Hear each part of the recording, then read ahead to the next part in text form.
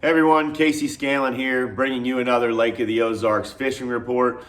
Tomorrow's going to be Thanksgiving, and the fishing's been a little bit tough lately if you've been out there bass fishing. The crappie fishing's been pretty good. It's starting to really pick up as we get some colder water and some colder weather coming. And the hybrids and white bass have been biting really well. Been catching a lot of big hybrids while we're out here bass fishing. So that's been fun. So there's some big schools of white bass on main lake points in the backs of some of these creeks feeding on shad. So you can find those fish in a lot of different places. So that's made for some fun out there. Always love crappie fishing, but for us bass fishermen, it's been a little bit stingy. So had a lot of tournaments here last couple weeks. We did the fish and golf deal where I had 17 and a half one day, had 14 pounds I think the next day. And then we fished the Marie's deal last weekend. We had 14 something in that. And then we did the Bass and Bob Winter Series. And man, we struggled in that one. We had some opportunities to have, a good bag, but we only weighed in 11 pounds, had a 5-pounder in there that got us a check. But really had to grind and really had to adjust every single day that I've been out there in order to catch a limit and catch those keeper fish. So every day they've been changing, and there's a lot going on at the lake still. The fish really haven't grouped up. They're very spread out. It's very much a fall bite still. We've got water temperatures that they're getting into the 50s. So we're at like upper mid 50s. You can find some 60-degree water on the lower end of the lake here and on some sunny days. But, I've seen water temps as low as 49, 47 degrees. So we're dipping down into those cooler temperatures in on these cold days in the backs of some shallow water, those places are getting cold faster. So, but in general, the lake's starting to cool down and the bites, picking up. I've had some really, really good days bass fishing out there, but replicating that is tough. You got to stay on your toes and you got to adjust daily based on the conditions. You get cold nights followed by, no clouds and lack of wind, clear water. Those are tough conditions. And so, when you get some of these overcast days or a lot of wind, the fish seem to bite a little bit better depending on where you're at on the lake. So constantly adjusting has been the name of the game. And we've been doing, fishing a lot of different baits right now still. Anything from a crankbait to a jerkbait to a spinnerbait. Of course, always a jig here at the lake. Alabama rigs, as we're dipping into wintertime here, are starting to be a little bit of a player. I know they've been a player in several of the tournaments lately. Still got some top water action going on, but overall, no matter what you're doing, it hasn't been easy most days. So I'll take you through some of the baits we've been using, and we'll go from there. First of all, a jig, day in and day out. That's what I'm throwing on this lake a lot of the time in order to manufacture some bites, and it always gets quality bites too. So I always start out with like a 1/2 ounce jig. So 1/2 ounce, 5/8 ounce jig right now allows me to cover a lot of different water columns. So that's a green pumpkin and blue. I like that color. I like black and blue. I like a brown jig, something natural. Of course, that like Ozark Craw, Ozark Special or whatever it is, brown with some green and black in it. Always a good color on this lake. Throwing it on 7'4" carbon light rod and reel. That reel is an awesome little flipping reel, super light, fits in the palm of your hand really well, and it's a great skipping reel. And those carbon light rods, been using that series of rods and reels all year this year, and they're awesome. Can't say enough about them. They're light. They got the technique specific series is what I'm using. That's actually called their dragging rod. I use it for jigs, but you can use it for Carolina rigs, soft plastics. They got an excellent jerkbait rod, as well as a chatterbait rod that I really like. So check those out if you're in the market for a new rod. Alabama rigs have been kicking in. So the jig, basically throwing it behind docks. You can throw it out on points, brush piles. You can use it on your live scope. But right now, a lot of it's fishing around cover. So I'm skipping it behind docks, fishing it around laydowns, brush piles, working it off some bluff ends and channel banks, things like that. The fish are starting to get kind of on some more rockier stuff as opposed to just the boat docks and brush piles and things like that they've been relating to for a while now. So, but the jig, excellent bait all year. That's what I'm throwing a lot of the time. So Alabama rig, not sure who makes this actual rig, but I've got Bass Pro Shops, Speed Shad swim baits on there. Those are the 3.8s. 2.8s have been the ones I've been using a lot, actually. Seems like I'm getting a few more bites on those. You can catch fish around docks. Of course, brush piles and cover on the bottom have been a good place to throw that. You'll throw it out there. I'm looking at it on my Garmin live scope and watching those fish come up off the bottom or come out of a brush pile, or sometimes I'm seeing them on the live scope and throwing it over the top of those fish. So a lot of what I'm doing with this A-rig, I'm seeing the fish or seeing the cover or throwing it next to a dock and trying to draw out a fish. And I'm watching it a lot on my live scope. Used to be able to just throw this thing out there like a spinnerbait and catch fish, and you can still do that, but they seem to be tough to catch on it. Not a bait that I enjoy throwing, but it catches big white bass, it catches big hybrids, and it catches some really big bass. A lot of the guys are using it to win some of these tournaments, and but it can be hard to manufacture bites on it. They've seen a lot of them. You'll draw a lot of attention from fish with it, but getting them to bite it and hook up can be difficult some days. You got to have the right conditions a lot of time, which is usually a little bit of wind. So Bass Pro Shop Speed Shad, whether it's the 2.8 or the 3.8, have been really good. It's a good durable swim bait, good action, a little bit thinner profile than, let's say, like the Swing Impact. It's just a little bit thinner profile bait, has really good action, and it's super durable. So that's the one I'm throwing all the time. Throw it as a trailer and everything else. But yeah, Alabama rig's been catching them. Been catching a lot of fish on a spinnerbait. Most of the fish that I've weighed in lately have been on a spinnerbait, and I've just been having to make them bite it. I've been sticking with it throughout the course of a day for the most part, and I'm just throwing it everywhere. I'm throwing it alongside of docks, I'm throwing it behind the docks, I'm throwing it around laydowns, windy banks, channel banks, laydowns, any kind of visible cover. Any kind of visible cover is always excellent for a spinnerbait. So I'm trying to bump it into the cover. I'm adjusting my retrieve, sometimes keeping it higher up in the water column, sometimes sinking it down a little bit and getting it down and bouncing it through the cover, brush piles, laydowns, just on the rocky bottom. But I'm really kind of having to manufacture the bites. I'm like changing my retrieve a lot. But this has been my number one spinnerbait, 1/2 ounce, Trophy Bass Company, Ozark Flash. Awesome spinnerbait. I've been mixing in a 3/4 a little bit. I'm cleaning out my nitro right now because I'm getting ready to sell it. If you guys are interested, it's a really slick boat. Got everything you need, but I've got several different spinnerbaits laid out here, different blade combinations and things like that. But day in and day out, and actually almost every one that I've weighed in has been on this 1/2 ounce model for the most part. But it's good in a lot of different water clarities, but preferably you want to fish it, low light conditions, windy conditions, stained water, low visibility days. Those cloudy days seem to be pretty good with it. But there's a lot of the lake that it just doesn't look very good in. Excuse me.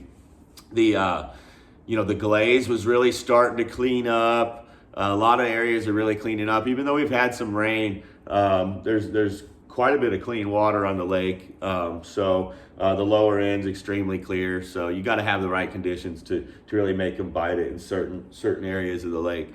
But fishing it around cover, getting some fish around the boat docks too. So a lot of fish still suspended on docks. A lot of fish are relating to shad in the backs of creeks. And there's a lot of fish still just up on the bank behind docks, doing that, that fall deal where they're eating glide baits, whopper ploppers, buzz baits, spinner baits. So, really you can do a lot out there. And some days, each one of those patterns can be the prevailing pattern for that day. One day it's fishing down the bank, power fishing with the top water or spinner bait. The next day it's, jerk baits and, A-rigs on suspended fish, or dock fish. Jig is always a player. So never surprises me if someone wins a tournament on a jig. But a lot going on right now. And on any given day, it can be the right thing. So the other bite that's picking up along with the A-rig is, of course, the jerkbait bite. It never really stops around here. You can throw it around boat docks, throw it on live scope. You can throw it all year, brush piles, you name it. So right now, those are kind of the prevailing areas that you're going to throw it. You're going to throw it around shad. You're going to throw it at fish that you're seeing on your live scope suspended. Boat docks, dock corners, like the deeper corners of docks, can be a good bet on it. Anywhere there's wind, some of these channel banks that are, the fish utilize in the spring can be good. So all of those places are where you're going to want to fish it. A lot of times I'm using my Garmin live scope to find the areas with the most bait and the most fish. And I like to target fish that are suspended in brush. They're floating around boat docks. I'm trying to look for groups of fish so they get competitive and you can make them bite. A lot of times, some of those solo fish you can get to bite, but when you get more fish, they get competitive and they fight for the bait, and that's when you're getting, the fish are so stingy right now, that's when I'm getting the fish to bite, commit to it, and getting them in the boat. So, but the jerk bait, shad pattern jerk baits, using a lot of the Mega Bass 110. Bass Pro Shops has a new jerk bait, the stare down. I'm using the long build version of that. I got it tied on somewhere here, but it's a great jerk bait. I like the longer bill around cover, so it's like the +1 version, I believe, what they call it. But got a whole box of them, and any color can be good any given day. I mean, I've been switching it up. Trying to make them bite it again. The fish have been super stingy. So some days I'll use a loud, aggressive color, but a lot of days I'm using a real natural shad colored or translucent type jerk bait, something that's going to draw those strikes in a little bit clearer water. That's predominantly where I'm throwing it, kind of on the lower half of the lake, I should say. But anytime I see fish around bait, anytime I see them suspended, even schooling fish, I've been seeing a lot of fish schooling. It's hard to count on them, finding them 2 days in a row, but they're doing a lot of that. You can find them eating bait fish. They're really starting to feed up for winter. There's a lot of fish in the backs of these creeks, a lot of small fish. So, man, gotta stay on your toes. The buzzbait bite is still going on. This is the Bass Pro Shops buzzbait here. It's a buzzer beater buzzbait. I've got a Hayabusa 2/0 trailer hook on there with their little trailer hook system on there and a Zoom horny toad. That's kind of my go-to buzzbait right there. Whopper plopper, Bass Pro Shops Chaos Shad. I think I got one behind me here in the boat. But anyways, lots of top water going on. That bite has been super tough. You can catch some big ones doing it, but I mean, that bite has been very, very hard all fall. Get the right conditions, whatever those are, a cold morning, whatever, maybe a real overcast day or windy day. I haven't really figured that part out yet. Some days they're up there on the bank to be caught. A lot of days they aren't. There are so much shad in the lake. A lot of them are floating around in the middle eating shad, and underneath these boat docks eating shad. And it's, we need it to cool down just a little bit more, get these fish a little more grouped up, hopefully. And it'd be nice to have a big shad kill this winter and kind of reduce some of that, the shad they have to feed on, because it's hard to make them bite. There's a lot of forage out there that we're competing with. So, we've talked about a lot of different baits. One of my favorite baits of all time, and one that's really starting to produce, is a wigglewort. It's just a storm wigglewort. Rock crawlers, flat-sided crankbaits like maybe a DT6. But these old wiggleworts are hard to beat. They run in that 6 to 8 foot depth range. You're hitting channel banks, gravel points, bluff ends, anywhere the wind's hitting with that. You're just trying to cover some water, basically. That's the name of the game right now. A lot of moving baits are working well. Of course, you can always throw a shaky head, a jig, and all that good stuff. But right now, moving baits have seemed to be a good way to go. Getting a lot of bites on those. And, picking up some bonus fish too, like the hybrids, the white bass, things like that, which keeps it interesting and fun while you're out there. But moving baits have been the name of the game. Locations have been all over the map. Points, backs of creeks, main lake, shallow, deep. There's fish doing it all. Bait fish have been the key. Getting around bait has been a big key. Utilizing your electronics to do that is a real time saver. My Garmin Live Scope, it helps me identify what they are and where they're sitting at. So I can go and tell if they're small fish, white bass, but utilizing the birds can be good too.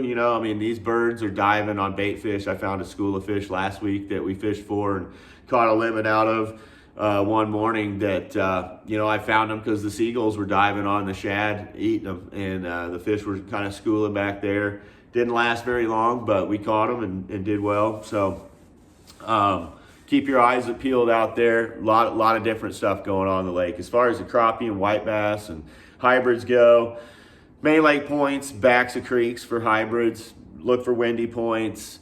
Go to the back of creeks and look for lots of shad and fish on your electronics. Rattle traps, A-rigs, jerk baits, small crankbaits. You can even troll for them. Rooster tails, small little hair jigs have been good on the points for the white bass. So anything that resembles a small shad and is going to get you some bites out there. So crappie, big boat docks. I've seen some schools in open water, which is good. Brush piles, laydowns, lots of bigger fish in the laydowns, deeper laydowns especially, ones that extend out over deeper water and that are really large in size. But isolated cover, like isolated brush piles, isolated docks, they have a lot of shade, have been really good targets. So look for them on the bluffs, look for them in the backs of creeks as well. Main lake points have been a great target. But just depending on where you're at in the lake, the depth on those kind of changes. So just look for them on your electronics. They're in big groups, and you'll see them if they're out there. Just using Bass Pro Shops little jig head and a Bass Pro Shops baby shad, 1/16 ounce jig head. And shooting docks is mainly what I like to do this time of year. Find a real shady dock, find an opening where you can shoot that jig underneath there, and you're gonna have a lot of success normally. But fishing's gonna get better. I've got a lot of days available to go on some guided trips, and I'm in the process of cleaning out this nitro and selling it. So if you're interested in a new boat, I'll make you a good deal on this one. It's a single console Nitro Z21 XL. It is a 2024. It's got 4 Garmin graphs. It's got 4 lithium batteries plus an Odyssey starting battery. It's got everything you could imagine. It's got kicker speakers and a kicker Bluetooth audio system over here. Man, it's got everything you can think of. I'm trying to think of what else. Bob's hydraulic jack plate, 2 live scopes, Russell Marine products. motor cover and their transom saver. It's got 2 power poles, 8-foot blades, you name it, it's got it, and I'll make somebody a really good deal on it. So it's been well taken care of and got pretty low hours on it, new prop, and it'll all be shined up and ready to go fishing. So getting that cleaned out, getting ready for the holidays, and getting ready for some really good fishing coming up. So if you're interested in a guide trip, if you're interested in this boat, give me a shout, and we'll get out there and I'll show you the boat, or we'll go fishing. So good luck to you guys.